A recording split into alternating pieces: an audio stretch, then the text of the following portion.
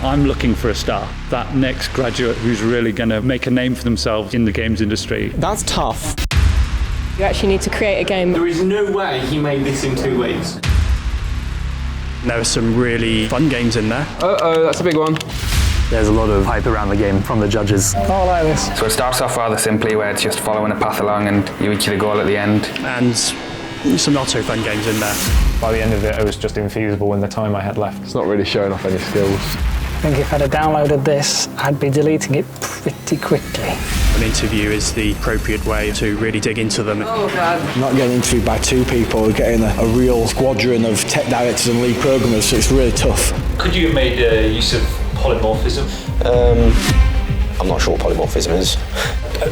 I don't really understand why a studio would want to hire someone who's a bit of a loner, difficult, and steps on toes when he does interact with other people. Why does a company need that? I don't think it does. I'd like to win this competition because I get a chance then to work in a top games company. This competition can really propel the best graduates to the best jobs. This is definitely the biggest interview I've ever had. It seems like it's going to be quite tough.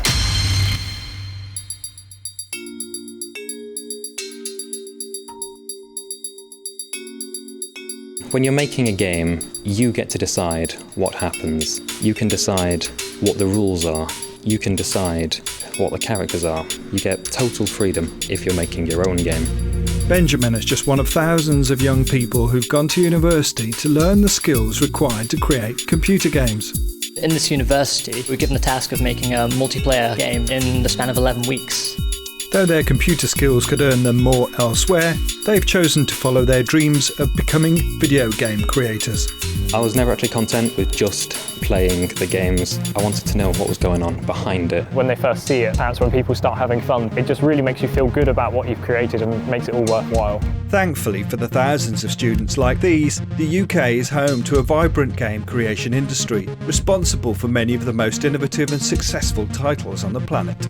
But competition for jobs in Britain's dream factories is fierce. Very few students actually end up in the games industry because it's very competitive.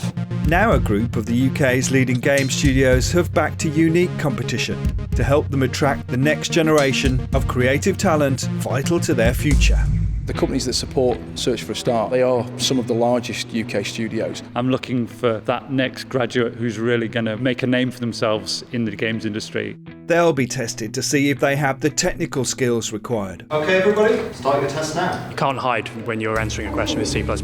Then they'll have just 2 weeks to create a game by themselves that must impress industry professionals from the studios they hope to join. It's not perfect. It's not really showing off any skills.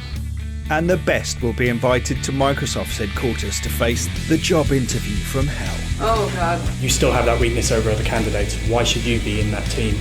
Do we have a winner? The winners will be crowned at a glittering award ceremony in front of an audience of the world's leading game developers. The biggest fear will be seeing the other competitors and seeing what they produce. I have actually looked into some of the other games. Some of them are quite good. All I need is to be given a shot. Maybe it's because you're old. My name is Tamara Tănăsescu from Romania. I study at Heriot-Watt University in Edinburgh. I'm doing a computer science degree and I'm in my 4th year of study. So, did she choose the right course? It wasn't as specialized in games as I would have liked, but I still got to make the Game Development Society and experience games. So yeah, I think it was a great choice and there's some great people and friends that I got to meet here. That was a swan. Keen to gain experience, Tammy has taken an active role in the university's Game Dev Society. It's because there are materials and stuff. The Game Dev Society is a place where people can talk about games and experience games and change ideas about games. Somebody has a bunch of material on that, haven't they? We also organize the game jams once or twice a semester. Okay, so the theme for this game jam is recycling. I would really like to have my own indie studio because I'm really interested in game design too, even if my main area is programming. So I would really like to make some games with friends or a team in an indie studio, yeah. Okay, so good luck and have fun. So, just how important is it for her to become a game developer? Oh, it's very important for me to get into games. That's what I want to do, so it's it's my dream, and I've been applying for jobs and I've been doing interviews, but it's just when you have that dream and you see it and you're so close to it, and you just have to work for it, and then you'll finally get it. Yeah, this is me way back when. My hair's changed a bit. He's not big on attention, Sam. He, I don't know, he's quite a modest sort of character. This is Rolo. He's our chocolate lab. I've had him since he was born, really, about 8.5 years ago. Hi, I'm Sam Siplat. I'm in my 3rd year of computer science at the University of Hull. I decided to make games in secondary school. That was when they really encouraged us to start thinking about what we wanted to do for a career. I always thought, well, I love to play games. You know, why not make them? I haven't got an artistic bone in my body, so I thought, why not give programming a go? The thought of him making a career out of playing games, I mean, I was always quite sceptical about it. I thought, oh gosh, it's got to be what every young boy wants to do. It's got to be very competitive. But Sam stayed determined, even when his journey towards a career in games didn't get off to a flying start. In secondary school, we didn't learn programming at all. So me and a friend in year 11, we downloaded a program called Game Maker, which was drag and drop, actually. You did all logic loops with like little blocks and put them in place and stuff. And we made like a really rubbish shooter in like a day. When I got to college, I really started to actually learn programming. It was hard at first, the idea of the logic, but I picked it up pretty quickly. Pretty soon all my friends were asking me for help. How do you do this piece of coursework? So I helped him out a bit and gave him a bit of advice. It seemed to make sense to me. It just, it clicked. Well, he's always loved computers, and he has always played games. In fact, it's just his main interest. That's his thing. One aspect of the competition that might not be quite so much to Sam's liking is the interview. I'm very nervous. I've never really been to like an actual interview before. Never really, put on dress shoes and some suit trousers and gone to an interview or anything. So it's a big thing for him, He's a clever guy, but undersells himself, I think. So I just hope he rises to the occasion and doesn't let nerves get in the way and spoil it for him. Like all those taking part, Sam will certainly be tested by the competition. But whatever happens, there are 2 things he certainly won't be lacking: desire and support. I'm really proud of him and of what he's achieved, and I really hope that he will be successful and will get a job in the games industry, because it's what he's passionate about, it's what he loves, and not many people get to do a job in what they love. Oh, it would be fantastic. It would be everything, because it's like, every step of the way people have been saying to me, it's super hard to get into the games industry, you're up against all these other people. If I could come out on top of this, I could say, well, I'm the person you've got to watch out for. That'd be amazing. That'd be fantastic. Before Sam and Tammy and any of the hundreds of other students who entered this year's competition can advance, they have to sit a 1-hour test of their coding skills. With the numbers that we're dealing with, we needed to come up with something that we could do en masse. Okay, everybody, start your test now. So this is the first round of the competition, which is a C++ test, which lasts an hour. Because that's typically what coders will face when they go for their first job in video games. You can't hide when you're answering a question with C++. I actually didn't do very well, I don't think. There was 9 questions. I think I answered about 5 or 6. So did he really mess it up? Well, out of the hundreds of final year students, Sam ranked 45th, whilst Tammy ranked a more impressive 21st.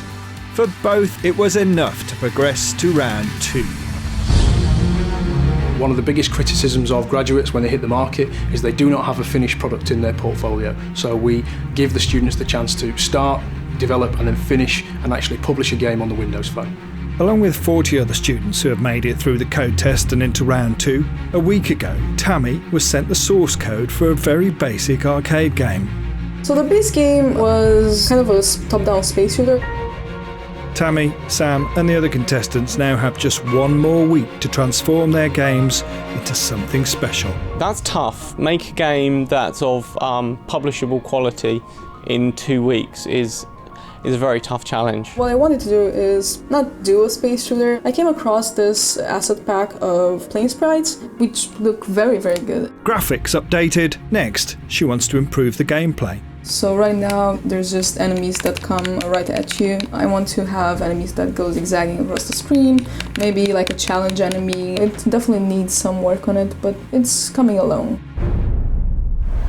It's the end of the 2 weeks and Tammy has submitted an interestingly titled game. So did she achieve all she set out to? So I finally finished it. This is my game. It's a plane. You have 3 types of enemies. There's basic enemies, which just go down the screen and try to invade your territory.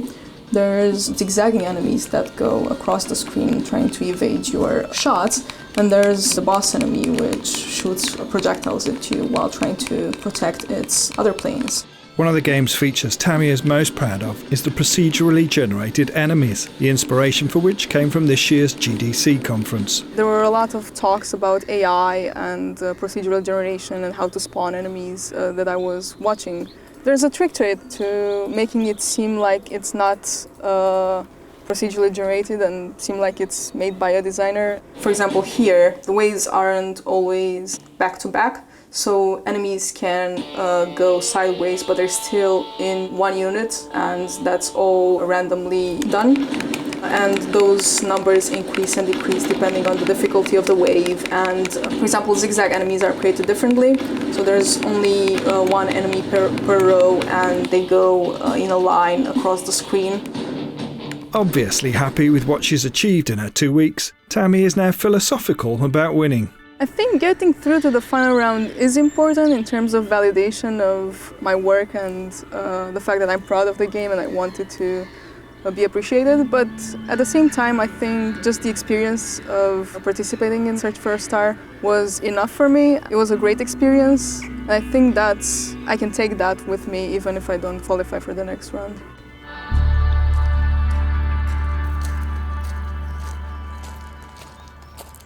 In Birmingham, Sam is also ready to demo his game, Space Attack. So we'll start with the tutorial, and it basically introduces you to the concept of the game. So we want to teach you how to move first of all, and that's quite important. So you've just got to click and drag. So we've done that, now it wants to teach you how to shoot. So it's like, okay, click anywhere on the screen. So if you do that, you do it 3 times, and then it wants you to kill some enemies. So kill 3 enemies. Oh, missed that one, there we go, got him. And then it's introducing you to the second kind of enemies that have blockers. It means that if you shoot them from the bottom, you can't actually hit them. So you need to shoot them from an angle to get them. So if I do that there. And then the last thing it tries to teach you is about the debris, which you cannot destroy. So you have to move out of its way, which you do. And then the actual game itself is here. Your distance is your score, and the enemies you have to shoot. Pretty simple. If you let enemies through, the penalty you get is to your distance. So if I let that go through there, you'll see the distance will go down. And when it reaches the end of the file, so the end of the level, it increases the speed and just loops infinitely. And how do you feel about it now, looking back at it? I don't know. I tend to see the issues more than anything. I mean, I'm happy with what I did, but every time, I mean, I can't play it, because every time I look at it, I'm like, oh man, you know, if I'd have just done that, if I'd have just done this a bit differently, if I'd have fixed that bug, it would have been better. So looking back on it, I wish I'd have given myself more time for the last bit, the home stretch. With all the games complete, it's now time to decide who has done enough to make it through to the 3rd and final stage of the competition. A team of studios across the country is carrying out this task, including Sumo Digital, Furious Bee Games, and Playground Games, producers of Forza Horizon. It's a plane. Software engineers Paul Penson and Tom Perry are assessing Tammy's game. Okay. So stay alive as long as possible. You going to go first? I'll go first. So shoot. Right, so we've got a HUD up here. We've got some sort of warp bar, so keep your eye on that. Yeah, I don't know, can I hit them? Oh no, I can't hit them. I like the... No, I died that didn't last long, did it? That was rubbish. Okay, press start, try again. Look, you got a score as well, that's good. So you see if you can beat 12.3 seconds. So keep an eye on your warp bar there. See, I like the art style. They've obviously hand painted these images, and they've got animation on the sprites. The scrolling background's pretty cool. I don't like the way I've got to keep pressing A, but that's probably a design. Single shot, that's probably a design choice. You know, they've got sound, they've got animations, they've got varying attack waves. I do have a feeling like you can't get enough bullets out sometimes to kill everyone. Yeah, it'd be nice to have some like power-ups on the weapons and some way to avoid those. I'm not too sure. Is there enough space between the... Not to escape. I think you have to go to the side for that. Okay, yeah. When you can just hold down a button rather than having to keep pressing it, yeah, it makes it easy to play the game for a longer period of time. You wouldn't be able to play it for more than 10-15 minutes otherwise. I also think as well that the last wave there was unbeatable. Yeah. Certainly at the point I needed the warp, it wasn't charged at that time. Okay. Not bad though. In Huddersfield at Red Kite Games, technical director and judge Andrew Greensmith is also trying out... It's a plane. Well, I'd like it so it filled the screen for starters. Because it seems to chop everything off when I do that. Could do with things being a little bit bigger, just so I could see what was happening. A little bit quicker, some more enemy types. And those planes in the background are a little bit distracting. They look like I should maybe be able to shoot them. I'm not sure if they're above me or below me. Oh, this thing's here again. Massive plane that I've died on. Very nicely modelled ship. Another game under review is Galaxy Rush, created by NHTV second year Robin van Noonen. Galaxy Rush.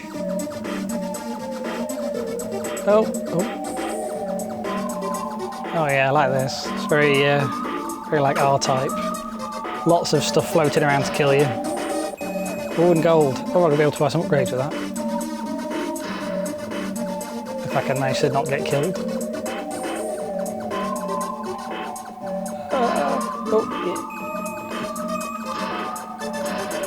Wow, glad I didn't put it on hard. This is pretty good, to be honest. You could probably stick it on the App Store. I've certainly seen worse. It's finals day. Of the 400 university students that entered the code competition, 40 made it through to stage 2, where they created a game in just 2 weeks. Those games have been assessed. Now the 40 have been whittled down to just 10, who have been invited to Microsoft's Reading HQ to face an intensive grilling by a panel of industry experts to find out who has what it takes to make it as a games programmer. A good performance here could mean a job or an internship at one of the UK's leading game studios. And the good news is that Tammy, Robin and Sam are amongst the 10 who have made it to finals day. Just one hurdle remains between them and their goal of becoming a professional games programmer. First to face the judges is an up for it Tammy. I'm good. I think it's gonna be exciting. The people are awesome, and I'm just looking forward to it, even with the nerves and everything that's going on. We just decided to make the Game Dev Society because no one was actually doing games. There were a lot of people who were passionate about games in our university, but no one was actually doing them actively. So we just started out with regular meetings, talking about games that we like, talking about game design in games that we like. Then we started doing game jams, usually like 36-hour game jams, just in Unity, because we thought it was easier for people to get into it. What was the turnout rate on the game jams? Maximum 15 people. We decide on themes for game jams just to make them... And how often do you do them? Once or twice a semester. Depends on courseworks, and we talk to them and ask them when they can do it. Cool. Meanwhile, as he's only a second-year student, Robin faces a different judging panel. A little bit nervous, yeah, right before the interview. So, and what are you expecting? Yeah, I've been talking a lot to other companies and people that work there, so I'm feeling pretty confident about what I have to say and like how the interview is going to go. So, yeah. Can you describe what a virtual destructor is to us then? Virtual destructor. Yeah. That's when you use an object and you get out of scope, it will destruct, and the virtual destructor is what is called right before it's being destructed, so you can release memory. I believe if I'm right, it also gets destructed in a certain order, so it goes all the way back to the parent. Do you know what would happen if you didn't use a virtual destructor in that situation? Then the parent destructor would just get cold and potentially memory leak. Yeah. For bonus points, do you know how the compiler actually manages all these virtual functions? think if you make a virtual function or destructor, it will get into a virtual table, so they have all the functions mapped out in there, and then that happens at compile time. Spot on. Right. A confident start by the Dutch student, but will his solution for sorting two lists of numbers impress the judges as much? Maybe it's a good way to, for example, have the index be the same as the position in an array. So maybe instead of having 7 here, I would maybe put 7 here. Okie dokie. We spoke at the beginning about these being very large lists, so if the biggest number might be 3,600,000. Yeah, maybe if the difference is really big, yeah. That's going to be fairly memory intensive if you want to store that's true, in that way. Yeah. Yeah. Another option I can think of is just have an index array, something like that, so I can map a number to an index. Seems quite complicated. Okay, well let's go on, and I will ask a second question then. Okay. Yeah, there was one question I had a bit of trouble with, but I think it all went okay because there were more questions, and I could show what I could do. After an easy start, the judges are now ready to learn more about Tammy's technical skills. Imagine that you have been given a game which has been produced for targeting a very high-end device, and what you have been tasked with is porting it to run on a low-end device with worse graphics capability, worse CPU, and half the amount of memory. Talk me through how you're going to do that. Well, I guess I'll first go through the code and see if there's anything that can be optimized. How will you do that? Do you know how big code base is for a command game? Well, yes. I've worked on mobile games and it's still very big. I guess graphics-wise, not using as many triangles, not using as many polygons or whatever they're using in the game. What do you think takes up the most amount of memory? Runtime or either? Rendering keeps a lot of time. Actual memory, like you load in all of your assets. Which one is taking up the most space in RAM? All of your assets. Talk me through some of the assets that were in your game. Well, the different types of asset, the different aspects of an asset. Well, I guess graphical assets. There's data and database data. What's actually in a graphical asset? Like, what are the component parts of a graphic on the screen? I guess there's the actual graphic, let's say sprite. There's all the behaviors that are linked to it. But what about a 3D model? The 3D model of a house? Well, so I think the answer that we're going to be looking for is geometry, textures. Tammy's ordeal is over. It was interesting. I half liked it, half was scared to death. I think it went okay. Yeah. We'll see. Any sticky bits? Sticky bits. Oh god. They asked me about 3D models.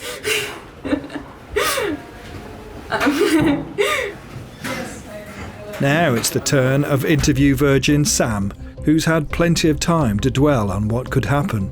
I was pleased when I found out I wasn't first, but now I wish I had been first. Because the dread slowly crept upon me. They might hate me, I don't know. Could you explain to me, in your game, what the distance number is doing? So the distance number was in the game that you gave me, and I just kind of adapted it into some sort of like primitive scoring system. Like you get obviously distance from going up, and then if you let ships through, you lose some distance. I mean, it doesn't really make sense, but I was, I have to admit, I was panicking a bit towards the end, so I was like, okay, it's just gonna have to be what it is. I'm not pretty proud of it, but it's some sort of weird scoring thing. Sam's broken the ice. But will the judges still be laughing when he attempts to answer Lizzie's question about how to optimise a game designed for a high-spec machine to run on a much lower-spec one? Are you just going to sort of randomly pick some stuff? I wouldn't randomly do it. No, well, how would you? Okay, so how would you decide what to? the first thing, you need the memory needs to come down, so that means the textures will probably have to come down. It depends on the game. Might not be that bad. You could just try it and see what happens. I mean, try it and see what happens. With the as far as CPU, that's cool. But then, first thing you should do. Yeah. But when you see what happens, how are you going to see what happens? Oh, okay. Well, talk us through. Okay. So first of all, if the memory's fine, if you tone down the textures and the polys and it loads into RAM and it's running, it might not be running well, but at that point it can sustain itself in RAM. But then it's running badly, so there's probably a performance analysis as well that you can run to see what's being tasked GPU, CPU, and then from there you can look at, well, do I need to tone down things like AI, do I need to tone down things like graphics? And then you just take it from there and just kind of increment your way down until it runs. Have you used performance analysis? Yeah, I used the one in Visual Studio. I was having a thing in a game where it was stuttering every few seconds, so I ran the performance analysis to see what the hotspots were. And it was because for every entity in every frame, it was creating a new basic shader effect and then deleting it, and so it was getting caught up in that. So I just moved that out of the render, and it was fine. Great. A confident answer that has impressed the judges. Playground Games lead engineer Will Stones wants to know more about Sam's programming skills. Could you have made use of polymorphism? I'm not sure what polymorphism is. Do you know what I mean by object orientated? Yeah. So you mentioned a phrase there, abstract class. Can you explain what that means? Kind of a template sort of thing. So if you had an abstract class of object, you might give it, say, the vertex buffer data, and then some methods like constructor, and then any methods that every object will have. It's not really what abstract is. Mm-hmm. You're talking, I think, of what you call a virtual class there. What does it mean to make one of those methods virtual? I'm not sure, to be honest. I'm not sure. Have you come across the word virtual? No. It's pretty crucial in object-oriented programming and inheritance. Okay.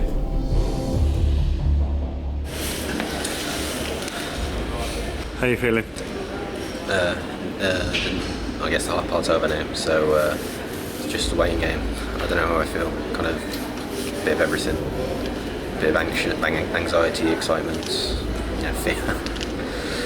Do you think you've done enough? I don't know, honestly. I don't know. I think they purposely make it seem like you've done badly, but I don't know. I know I got a good few answers in there, and I had a good few things I didn't know as well, but I guess we'll see. Sam, Tammy and Robin have done all they can. A dream role in possibly the most exciting industry on the planet is almost theirs. Now they must wait for the judges to decide. In the next episode, we meet the remaining finalists. Like the help by getting in the way and stepping on our keyboard. I want to get my name out.